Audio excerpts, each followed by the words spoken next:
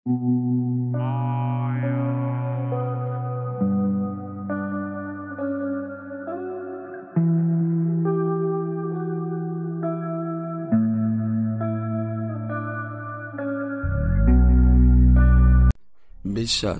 এমন একটি শব্দ যা ছাড়া মানুষ কখনো জীবনযাপন করতে পারে না। আমরা প্রতিনিয়ত জীবনে চলার পথে অনেক মানুষকে বিশ্বাস করে থাকি। এমনই একদিন একটি যুবতী মেয়ে একজন নারীলোভী সাইকোকে বিশ্বাস করে ফেলে, আর এটি হয়ে যায় তার জীবনের একটি কাল। এরপর থেকে সেই মেয়েটির জীবনে এমন কিছু ঘটতে থাকে যা তার কল্পনারও বাইরে। তো কি করেছিল সেই সাইকোটি তার সাথে, জানতে হলে দেখতে হবে আজকের মুভি বার্লিন সিনড্রোমের সম্পূর্ণ বাংলা এক্সপ্লেন। মুভির শুরুতে আমরা জার্মানের বার্লিন শহর দেখতে পাই, আর এই শহরেই ঘুরতে এসেছিল একটি মেয়ে যার নাম ছিল কেলেরা, আর সে পেশায় ছিল একজন ফটোগ্রাফার। মূলত তার প্রধান কাজ ছিল বিভিন্ন জায়গায় ঘুরে সেই সব জায়গার ছবি তোলা। তো কেলেরা যেহেতু তার কাজের বিষয়ে এখানে বেশ কয়েকদিন থাকবে, তাই সে একটি হোটেল বুক করে। এর পরের দৃশ্যে আমরা দেখতে পারি রাতের বেলা কেলেরা সেই হোটেলের কিছু লোকদের সাথে গল্প গুজব করে আড্ডা দিচ্ছিল, আর সেই রাতটি কেলেরার খুব ভালোভাবেই কেটে যায়। পরবর্তী দিন কেলেরা রাস্তায় বের হয় ছবি তোলার জন্য, আর এমন সময় সে একটি লাইব্রেরি দেখতে পায়। কেলেরা তখন লাইব্রেরির ভিতরে গিয়ে বিভিন্ন রকম বই দেখতে থাকে, আর তখনই তার চোখে পড়ে একটি পেন্টিং যেটি তার খুব ভালো লেগে যায়। তাই কেলেরা তখন সেই পেন্টিংটি কিনে নেয়। আর এরপর সে যখন হোটেলের দিকে যাচ্ছিল, আমরা দেখতে পাই তার একটি ছেলের সাথে ধাক্কা লাগে, আর এতে করে কেলেরার হাতে থাকা বইগুলো মাটিতে পড়ে যায়। কিন্তু আমরা দেখতে পাই সেই ছেলেটি কেলেরাকে বইগুলো তুলতে সাহায্য করে। কেলেরার তখন সেই ছেলেটির ব্যবহার খুব ভালো লাগে, আর সেই ছেলেটি তখন বলে তার নাম হলো অ্যান্ড্রি, আর সে এই বার্লিন শহরে 10 বছর ধরে আছে। অ্যান্ড্রি তখন বুঝতে পারে যে কেলেরা এই শহরে নতুন, তাই সে কেলেরাকে বলে, আমি সামনের একটি পার্কে যাচ্ছি, চাইলে তুমিও আমার সাথে যেতে পারো। আর কেলেরাও যেহেতু শহরে নতুন, কোনো কিছুই চেনে না, তাই সে অ্যান্ড্রির সাথে সেই পার্কে যায়, আর তারা দুজন মিলে একটি সুন্দর মুহূর্ত কাটায়।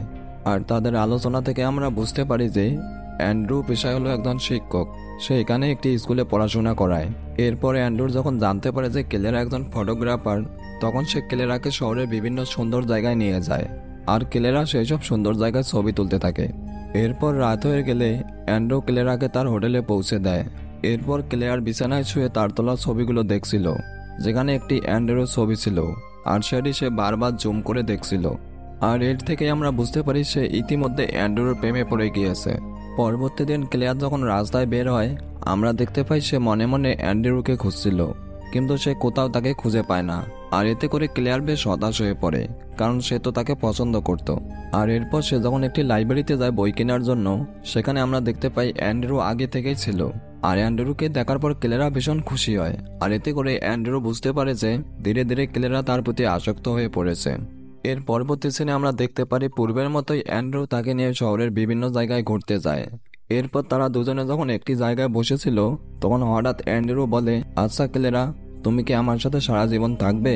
আচমকা তার মুখে এই কথা শুনে ক্লেরা ভীষণ অবাক হয়ে যায়, আর একটু পর সে স্বাভাবিক হয়ে বলে, হ্যাঁ, আমিও তোমার সাথে সারা জীবন থাকতে চাই। এরপর অ্যান্ড্রু ক্লেরাকে নিয়ে তার বাসায় চলে আসে, আর আমরা খেয়াল করি যে তার বাসাটি এমন জায়গায় ছিল যার আশেপাশে কোনো জনবসতি ছিল না, আর তার বাসাটি ছিল খুবই মজবুত, যা ছিল খুবই রহস্যময় ব্যাপার। কিন্তু ক্লেরা এটি নর্মালি নেয়, কারণ সে তো অ্যান্ড্রুকে মনে প্রাণে বিশ্বাস করত।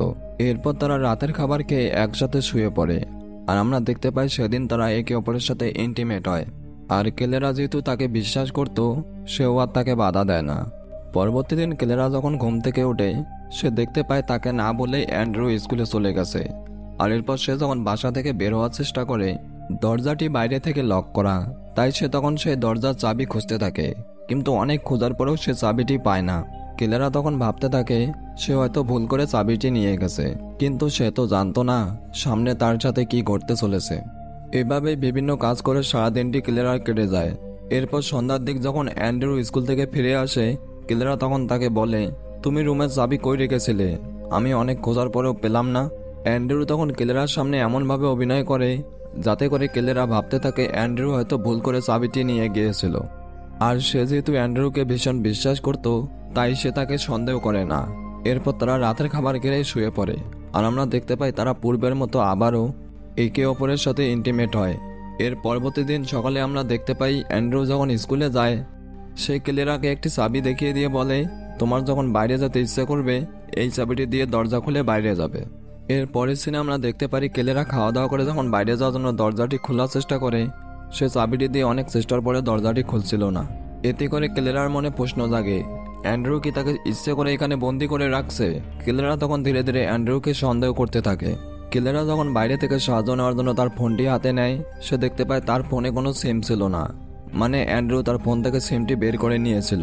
কেলেরা তখন পুরোপুরি নিশ্চিত হয় যে অ্যান্ড্রু কোনো ভালো লোক না, সে তাকে এখানে বন্দি করে রাতের পর রাত ভোগ করতেছে। এতে করে কেলেরা ভীষণ ভয় পেয়ে যায় আর বাইরে বের হওয়ার জন্য রুমের জানালাগুলো ভাঙার চেষ্টা করে। কিন্তু আপনাদের আগেই যেমনটা বলেছিলাম, এই বাড়িটি ছিল খুবই মজবুত, তাই সে অনেক চেষ্টা করার পরেও জানালাটি ভাঙতে পারে না। এরপর সন্ধ্যার দিক যখন অ্যান্ড্রু বাসায় আসে, সে রুমের অবস্থা দেখে বুঝতে পারে যে কেলেরা এখান থেকে পালানোর চেষ্টা করেছিল। কেলেরা তখন বলে, আমি তোমার কি এমন ক্ষতি করেছি যে আমাকে এখানে বন্দি করে কষ্ট দিচ্ছ? অ্যান্ড্রু তখন বলে, তুমি তো নিজে একদিন বলেছিলে যে তুমি আমার সাথে সারা জীবন থাকবে। এই শুনে কেলেরা ভীষণ অবাক হয়ে যায়। সে তখন বলে, আমি তো মুহূর্তটাকে সুন্দর করার জন্য এমনটা বলেছিলাম, আর তুমি এটা সিরিয়াসলি নিয়েছো? মূলত অ্যান্ড্রু ছিল একজন সাইকো কিলার। সে মেয়েদের প্রেমের ফাঁদে ফেলে এখানে নিয়ে আসতো আর তাদেরকে বন্দি করে দিনের পর দিন নির্যাতন করত, আর তার যখন চাহিদা মিটে যেত সে তাদেরকে মেরে ফেলতো। এইসব শোনার পর কেলেরা পুরোপুরি হতবাক হয়ে যায়। সে তখন অ্যান্ড্রুকে মেরে এখান থেকে পালানোর চেষ্টা করে, কিন্তু আমরা দেখতে পাই অ্যান্ড্রু এতে করে ভীষণ রেগে যায় আর সে তখন দড়ি দিয়ে কেলেরাকে বিছানার সাথে বেঁধে রাখে। এভাবেই কেটে যায় অনেকগুলো দিন, আর আমরা দেখতে পাই অ্যান্ড্রু প্রতিদিন কেলেরার সাথে জোর করে ইন্টিমেট হয়। কিন্তু কেলেরা আর এই বিষয়টি কোনোভাবে মেনে নিতে পারছিল না। কিন্তু তার বার কি করার, সে তো বাইরে কারো কাছে সাহায্যও চাইতে পারবে না, কারণ এই বাড়িটি শহর থেকে অনেক দূরে হওয়ার কারণে এখানে মানুষ আসে না বললেই চলে। কেলেরা তখন পুরোপুরি হতাশ হয়ে পড়ে আর সে তার এই বন্দি জীবনকে মেনে নেয়।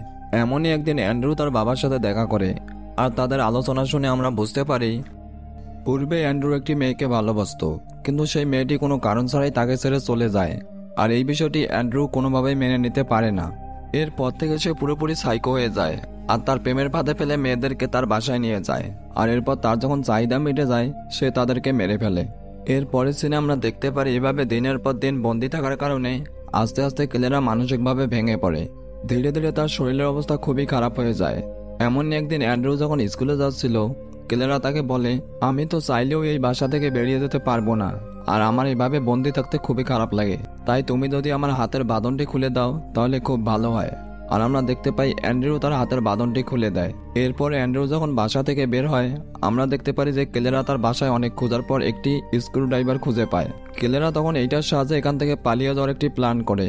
রাতের বেলায় অ্যান্ড্রু যখন বাসায় আসে, কেলেরা তার সাথে খুবই ভালো ব্যবহার করে, যা দেখে অ্যান্ড্রু পুরোপুরি অবাক হয়ে যায়।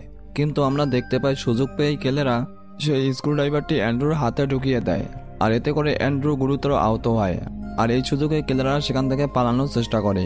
কেলেরা তখন প্রথম গেটটি খুলতে পারলেও সে দ্বিতীয় গেটটি অনেক চেষ্টার পরেও খুলতে পারে না, আর ঠিক ততক্ষণে অ্যান্ড্রু সেখানে চলে আসে, আর তখন কেলেরা তার সাথে মারামারিতে লিপ্ত হয়। কিন্তু একটা পর্যায়ে গিয়ে আমরা দেখতে পারি অ্যান্ড্রু কেলেরার হাত ভেঙে দেয়, যাতে করে সে আর এখান থেকে পালানোর চেষ্টা করতে না পারে। এরপর সিন শিফট করা হয় অ্যান্ড্রুর স্কুলে, আর আমরা দেখতে পাই সে একটি মেয়ের দিকে বাজে নজরে তাকিয়েছিল, আর এই মেয়েটির নাম হলো অ্যানা। আর এই সাইকোটির তাকানোর ধরন দেখে আমরা বুঝতে পারি কেলেরাকে মারার পর তার নেক্সট টার্গেট হবে অ্যানা। এভাবে দেখতে দেখতে এই নরকের মতো জায়গাটির কেলেরার আরও অনেকগুলো দিন কেটে যায়।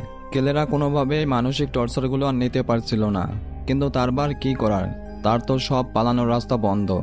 এমনই একদিন অ্যানা তার পড়াশোনার বিষয়ে জানার জন্য অ্যান্ড্রুর বাসায় আসে, আর অ্যান্ড্রু যখন দরজা খুলে অ্যানা তখন সেখানে কেলেরাকে দেখতে পায়।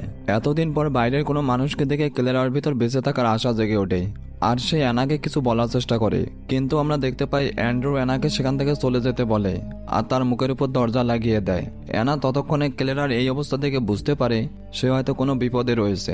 এইভাবে যত দিন যাচ্ছিল আমরা দেখতে পাই অ্যান্ড্রু কেলেরার উপর আরো বেশি নির্যাতন করছিল। এরপর কয়েক মাস পরের দৃশ্য দেখানো হয়, আর আমরা দেখতে পাই ইতিমধ্যে সেখানে শীতকাল চলে এসেছে, আর অ্যান্ড্রুর বাসাটি যেহেতু ছিল একটু ফাঁকা জায়গায় তাই সেখানে আরো বেশি ঠান্ডা করছিল। কিন্তু কেলেরা কোনো মতে তার গায়ে চাদর জড়িয়ে সেই ঠান্ডা থেকে বাঁচার চেষ্টা করছিল।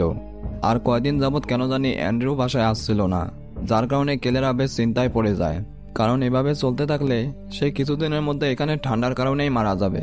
এর কিছুদিন পর অ্যান্ড্রু বাসায় আসে, আর সে তখন কেলেরাকে বলে তার বাবা মারা গিয়েছে, আর সেই জন্য সে এতদিন এখানে আসেনি।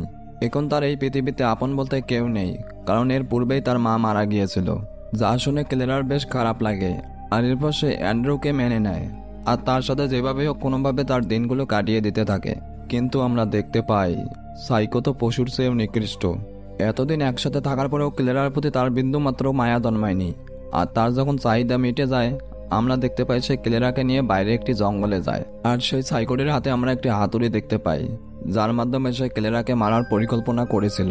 কিন্তু অপরদিকে এতদিন পর ক্লেরা মুক্ত বাতাসে বের হওয়ার কারণে সে চারদিকের পরিবেশটা বেশ উপভোগ করছিল, আর তাকে এতদিন পর আমরা খুশি দেখতে পাই। কিন্তু তখনই আমরা দেখতে পাই অ্যান্ড্রু হাতুড়ি দিয়ে ক্লেরাকে মারার চেষ্টা করে, কিন্তু ঠিক তখনই সেখানে একটি ছোট বাচ্চা চলে আসে। ঠিক তখনই একটি ছোট বাচ্চা অ্যান্ড্রুর কাছে আসে আর তাকে বলে তার মা পায়ে ভীষণ ব্যথা পেয়েছে, সে যেন তাকে সাহায্য করে। অ্যান্ড্রু যখন সেই মহিলাটিকে সাহায্য করতে যায়, ক্লেরা তখন সেই ছেলেটিকে তার বিপদের কথা খুলে বলে। কিন্তু আমরা দেখতে পাই সেই ছোট বাচ্চাটি তার কোনো কথাই বোঝে না, যার ফলে ক্লেরা পুরোপুরি হতাশ হয়ে পড়ে। অ্যান্ড্রু এই পর্যায়ে ক্লেরাকে মারতে না পেরে তাকে পূর্বের মতো আবারও বাসায় নিয়ে আসে।